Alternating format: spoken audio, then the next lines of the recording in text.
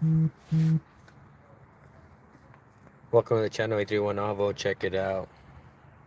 Major Penca haul. There's not one bad Penca right here. Check out las Pencas, dude.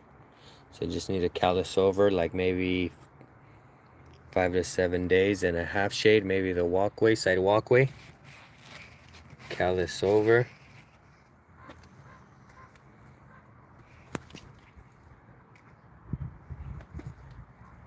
Looking to cover a span of 125 lineal feet.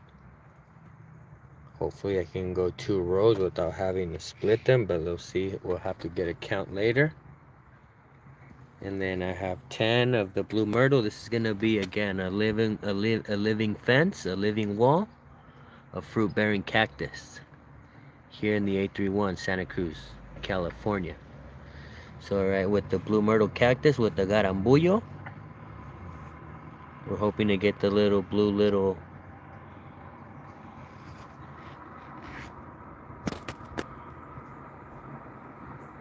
the little berries off of this cactus, and then crested. Look how this is lined up, almost like a ridge, like a wall. So it's already a family of little beefs. I'm hoping the spacing on this suggested is 10 or 15 feet. Again, looking to cover a span of 125 feet. So it's again crested, and this 2 grafted forms, and then also 10 different agaves for their nectar, garambullo for the fruit bearing, and cactuses nopales, nopal tunero. This is a nopal tunero y nopal verdura también. Let's check it out. También los produce tiernos. So this is like a hybrid. It does both. You could eat the pads, the leaves, and we'll be able to get tunas. Tunas son blancas. Blancas, green skin, white flesh. Blancas. On this one. Dinosaur pads right here. Check them out. Check out las pencas.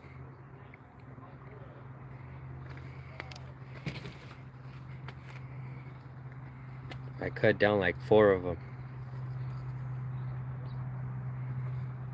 So yeah, this is an end of the world garden. Shit hits the fan. Nopales, you'll always have nopales. So yeah, stay tuned.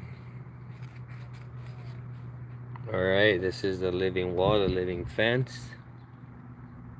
It's gonna be garambullos, blue myrtle cactuses, nopal tunero, nopal verdura. Alright, tunas blancas, tunas rojas, tunas amarillas. And then the agaves for their nectars. Once these are like 6 or 7 years old, right here at the core, you just kind of crack it and then scrape, and then it'll fill up with the agave nectar. So stay tuned for this living wall. Once again, fruit-bearing cactuses, prickly pears, and garambullos.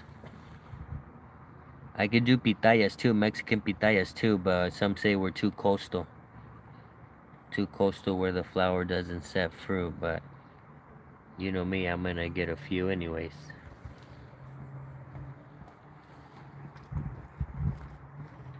So check them out. Las Pencas.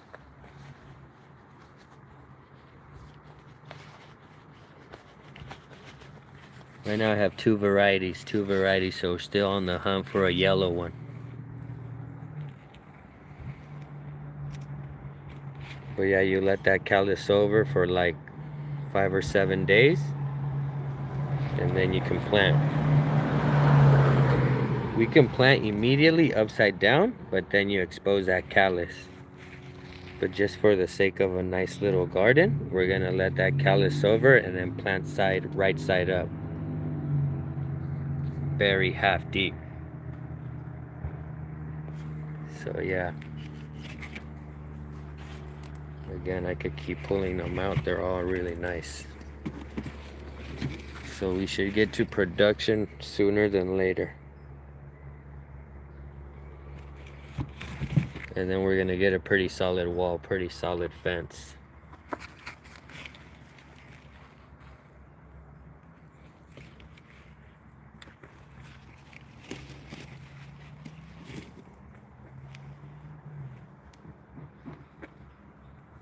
Alright, stay tuned.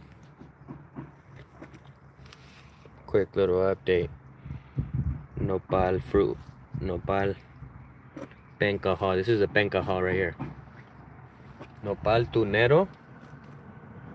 Verde. Y nopal de verdura. It's the same one. It's like a hybrid one. It'll produce both. Both the pads and the tunas are good. So stay tuned. We're on the hunt still for a yellow. Amarilla. Tuna amarilla. Yellow prickly pear. Yellow prickly pear. Tuna amarilla.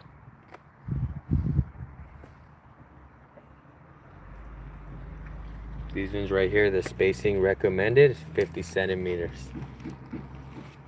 50 centimeters. The maestro's down in Mexico, so that's half a meter, so they call it a 1.5 feet. 1.5 feet.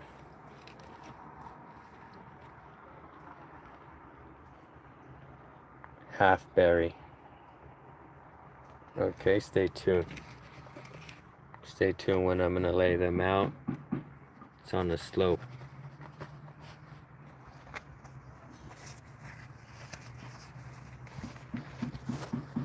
Peace.